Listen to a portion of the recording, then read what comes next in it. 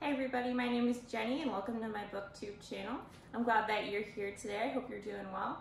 Today I want to share 8 of my favorite fall reading recommendations with you, and I'm really excited about this list. It includes some of my favorite books. I live in Hawaii, which you might know if you've watched any of my videos before, but I want to assure you that I am a true fall expert. I grew up in Boston and lived in DC for the last 5 or 6 years before I moved out here. So don't worry, these are coming from a professional. I've experienced the season changes. In Hawaii, we usually get like 2 seasons. You get the summer and then you get the rainy season where you can expect the temperature to go down a little bit, but instead of beautiful fall colors, we just get a lot of rain and thunder showers and things like that. So if you live in a climate where you do have a true fall, I'm very jealous of you. So let's get started. Like I said, I have 8 book recommendations. 7 are novels. 1 is a short story collection. And some of these books are my favorite books of all time at the moment. I want to start off with The Lightkeepers by Geni. And currently this is my favorite read so far of 2020. I picked this for my fall recommendations list because the setting of the novel has this wonderful, like, atmospheric, cold feeling to it. You're following the story of this woman who is a professional nature photographer who decides to go and spend a year on this very remote island and take photographs of the animals, and there's different seasons where maybe there's whale season or shark season or bird season, where the climate changes, and you're seeing all these beautiful changes in nature, which are also having real consequences for the group of people that live on this island because it's so wild and so remote. So in that sense, you get this kind of spooky, dangerous kind of context for where this story's going. And on top of that, this is like a really strongly written mystery suspense book. So you have all these things that are happening and you have an unreliable narrator and you're kind of trying to figure out what is actually going on. And you're not really tuned into that until the very end. I just love this book. I can't say enough good things about it. If you're going to pick it up, you want to carve time to finish it because you're going to want to know what happens in a couple of days. My copy is very well loved. It's literally falling apart at the seams. So one of these days I want to pick up a slightly nicer version, but for now, I just can't say enough good things about this. The second book, if you've been around for some of my past videos, was on my TBR for this past month, and which is The Idiot by Elif Batuman. I believe I'm saying that correctly. This again isn't a brand new release. It was very popular a couple years ago. It was a Pulitzer Prize finalist, and I hadn't picked this up before, and I'm so glad that I did. Again, like I was saying before, this is definitely one of my favorite books of 2020. I chose this for the fall reading list because it takes place on a campus, on a college campus at Harvard. It's telling the story of this girl who comes to school and she's pretty much like unimpressed with college and with her peers and kind of with college life. And having just come out of my degree a couple months ago, I just found the humor in this book so wonderful because it really makes fun of the academy and it makes fun of academia. So if that's something that you enjoy, is like a little joke or a jab at like professional institutions and professors or experts in that whole realm, then this book might be for you. It's definitely a specific style of humor. Tells the story basically of this unrequited romance and this girl who just kind of goes along for the ride, and yeah, college is not exactly what she thought it would be. I just love this book so much. Again, picked it for the fall because it's set on a campus, but I just find this book like very cozy, and again, a very compelling read, one that you don't want to put down. Of course, I can't make any sort of TBR list or recommendations list without including a Sarah Moss novel. This is Cold Earth. This is actually Sarah Moss's debut novel. Maybe less well known than some of her other works, but still just as incredible and just as high of a standard as I think her other books are. So this tells the story of a team of archaeologists who, I believe, yes, they're going to look at these ancient Viking settlements in Greenland, and this has a really nice mystery running throughout the novel. You're getting these different narrative perspectives from the different archaeologists that are on the island, and this trip is basically very poorly planned. And as the days go by, it starts getting colder, and they realize how less and less prepared they actually are to be in this spot. So again, really enjoyed this. Think that it's a great fall recommendation because of the mood, kind of this eerie mood that's settling over everything. You have some unreliable narration again. You have a lot of suspense, and you also have this chilly climate, both in the fact that it's spooky, the fact that the fall season is kind of taking over in Greenland, and everyone starts literally freezing. Okay, I had to throw in a classic, Jane Eyre by Charlotte Brontë, and as of right now, and I'm saying right now because I'm making a commitment to read a lot more classics this year and the next year, but as of right now, this is my favorite classic, and I just love this book so much. I think because of the atmospheric portrayal of England that Brontë gives us. I think this is an incredible book for fall because of the current of suspense that runs through the book. You have these characters that spend a lot of time indoors by the fire, kind of dwelling over their circumstances in life, but you also have these wonderful descriptions of the moors, and kind of being lost in the changing seasons. Yeah, I can't say enough good things about this book. I think for classics, this one is definitely a page turner. Again, you have a sense of mystery, and you also just really fall in love with Jane. In one way or another, you're committed to her and committed to her success, or kind of figuring things out for herself, wanting her to be a strong, independent woman, but also wanting her to be happy. And it's just great to have a main character who you really want to champion on. So this is my classics recommendation for the list. Okay, my next book is The Improbability of Love by Hannah Rothschild. Now, I am not a huge fan of this cover. I kind of feel like a child drew it, and that is like very disappointing to me because I want to recommend this to everyone, but the cover itself doesn't look super duper impressive. Now, the way I would describe this is like the Goldfinch, but less depressing.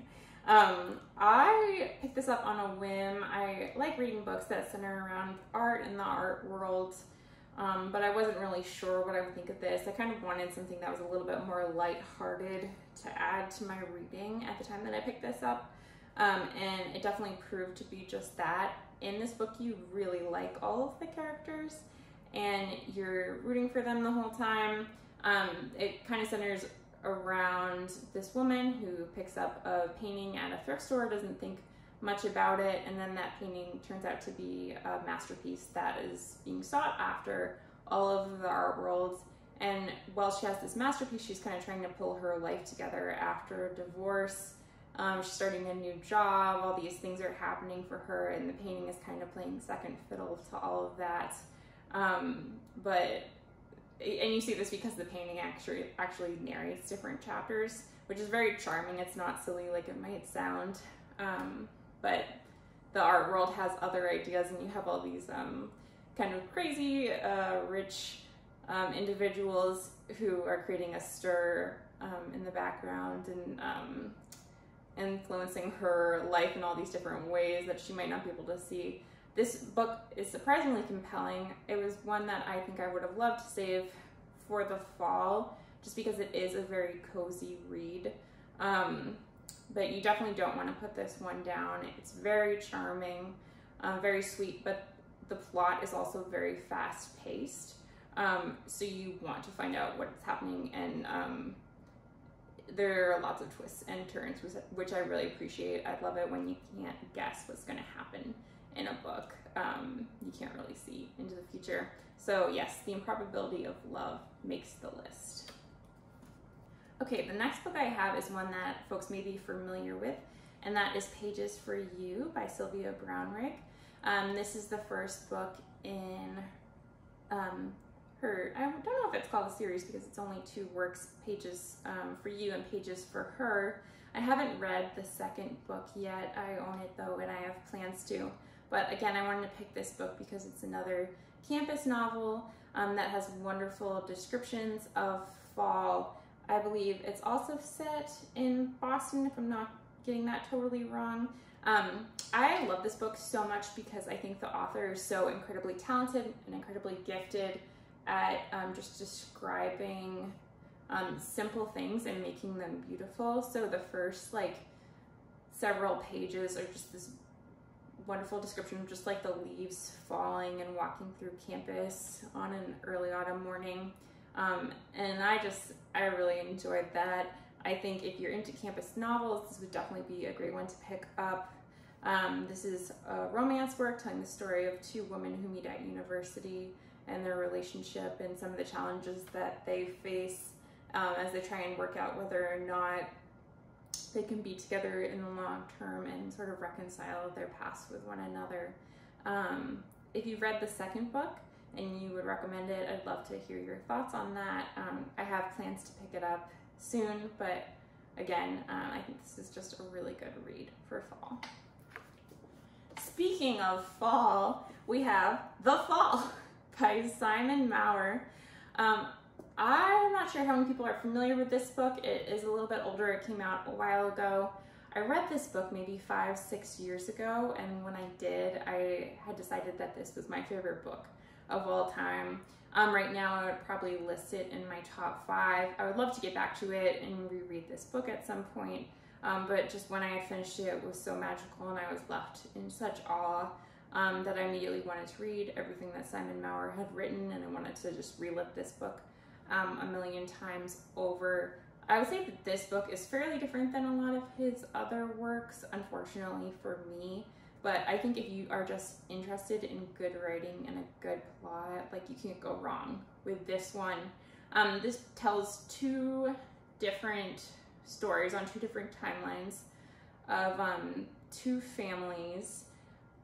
The parents of the families have what I guess would be described as a traditional love triangle, and the boys of the 2 families are very close friends, and you're kind of following them throughout their adolescence and as they grow up and as they learn these different secrets about their parents and kind of slowly learn who they are. Both of the boys in this novel are avid climbers, and they take after one of the boys' fathers. And so a lot of this book has great descriptions of climbing, of being outside. If you're into like John Crowker or some of those descriptions of more suspenseful sort of action related books, then this is also perfect because it interweaves some of that with just like very real day-to-day challenges and feelings and emotions. Again, I chose this for my fall TBR because I just think this novel is so gripping and exciting, and it also just has this very peaceful kind of quality to it where you just feel like so drawn in and one with the story, and you're also like feel very connected to nature and very connected to these people. I just think it's a great book for this time of year where it's like something that's a little bit more seriously themed and very enchanting, but you also have all these great outdoor scenes. But if you decide to pick this one up, please let me know what you think of it. I picked this up on a whim so many years ago, and I'm just so glad that I did because I just think it's such a wonderful work. Last but not least for the list, I have a collection of short stories, and this is What the World Will Look Like When All the Water Leaves Us by Laura Vandenberg. I am not someone who generally picks up a lot of short story collections. For me, they're kind of hit or miss. I have a little bit of trouble engaging with short stories just because they are generally here and gone so quickly. I like to really like dive into things and be with them for a while, and short stories don't always provide that. But I had heard this recommended through BookTube, I believe, and after reading the description, I was like, okay, I have to get this and give this a try, and I'm so glad I did. The short stories are kind of like all these characters that have like something kind of funny going on. I'll just go ahead and read you the description. The stories of Laura Vandenberg's rich and intensive debut illuminate the intersection of the mythic and the mundane. A failed actress takes a job as a Bigfoot impersonator. A botanist seeking a rare flower crosses paths with a group of men hunting the Loch Ness Monster. A disillusioned missionary in Africa grapples with grief and a growing obsession with a creature rumored to live in the forests of the Congo. And in the title story, a young woman traveling with her scientist mother in Madagascar confronts her burgeoning sexuality in her dream of becoming a long-distance swimmer. These stories are funny, they're charming, they also have these just sort of bizarre undertones to them, but I found them all very compelling, all very sweet, and even though they weren't particularly long or complex, the stories in themselves are all very memorable, so each one is kind of like a sweet treat, but also like feels very intimate at the same time. And I think intimate books are great for the fall. So I would highly recommend this if you love a little bit, a little light touch of the surreal, or if you like a little light touch of nature in your short stories. I think this is a perfect collection. Okay, that's it. That's all from me. Thank you so much for taking the time out of your day to check out some of these book recommendations. All the best.